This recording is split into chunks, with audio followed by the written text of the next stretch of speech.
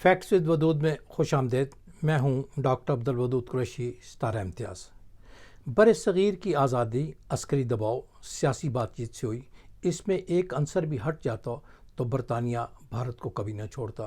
اس کے لیے قائد اعظم محمد علی جناح، سبھاش چندر بوس اور گاندھی کا کردار اہم ہے، مگر ایک عسکری کردار سازشوں کی نظر ہو گیا۔ آزادی کا یہ ہیرو مسلمانوں، ہندوؤں اور سکھوں کے لیے برابر تھا، مگر ہندوؤں نے اس کو صرف اپنے لیے مخصوص کر کے اس کے کردار اور قربانی کو محدود کر دیا۔ بھارت نے سبھاش چندر بوس کی زندگی کے آخری معلومات کرنے کے لیے، حالات معلوم کرنے کے لیے 3 کمیشن بنائے، مگر ان کمیشنوں اور بھارتی محققوں نے پاکستان کے حوالے سے آنکھیں بند رکھیں، جہاں سبھاش چندر بوس کے جانثار ساتھی بلا خوف اعلیٰ عہدوں پر فائز ہیں، جن میں جنرل محمد زمان کیانی اور تیاری کی کہانی کا مرکزی کردار بریگیڈیئر حبیب الرحمان شامل ہے۔ حبیب الرحمان 26 دسمبر 1978 کو بھمبر اور جنرل کیانی 4 جون 1981 کو راولپنڈی میں فوت ہوئے۔ جنرل کیانی کا میڈل فخر کشمیر میرے پاس ہے۔ میری ان دونوں سے بطور صحافی ملاقاتیں رہی ہیں۔ کیا سبھاش کی موت؟ نمبر 1، 18 اگست 1945 کو تائپے طیارے حادثے میں ہوئی۔ نمبر 2، روس کے KGB کے حراستی مراکز میں اذیتیں دے کر مارا گیا۔ نمبر 3، یا بھگوت جی گمنامی بابا کے نام سے وہ 1954 میں پاکستان یا نیپال سے بھارت داخل ہوئے۔ ستمبر 1985 کو فیض آباد میں ٹانگ فریکچر ہونے پر مرے، اور INA کے جانثار جو ان کی نگرانی پر تھے انہیں رات کو گپتا گھاٹ کنٹونمنٹ کے علاقے میں لے گئے اور وہاں جلا دیا گیا۔ بوس کا ذاتی سامان بابا جی کمرے سے برآمد ہوا، مگر دانتوں کے DNA سے ثابت نہیں ہوا کہ یہ بوس ہی تھے۔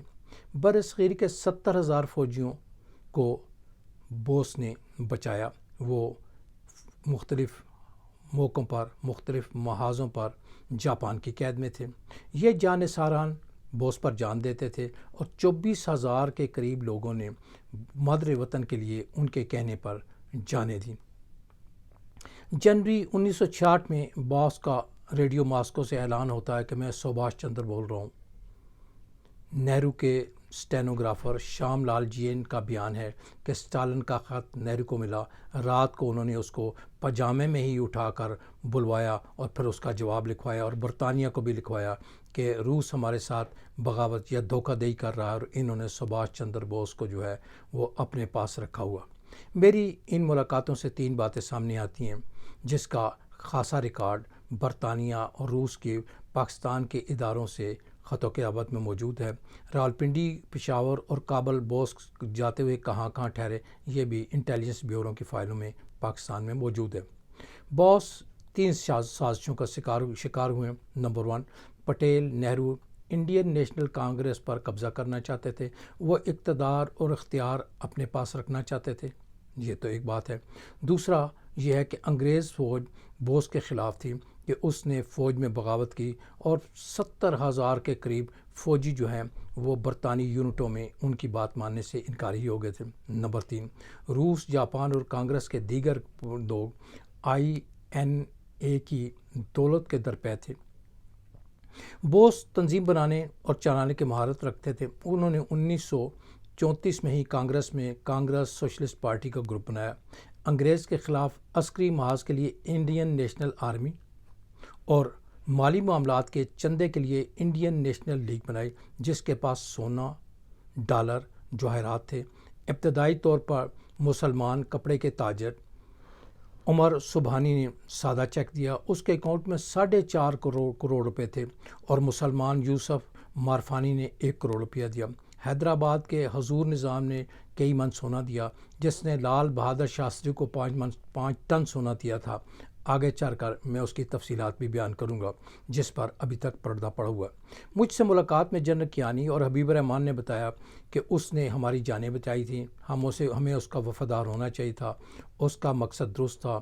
جہاز کے حادثے کا پلاٹ سبھاش نے بنایا تھا، جس پر جاپانی متفق ہوئے تھے۔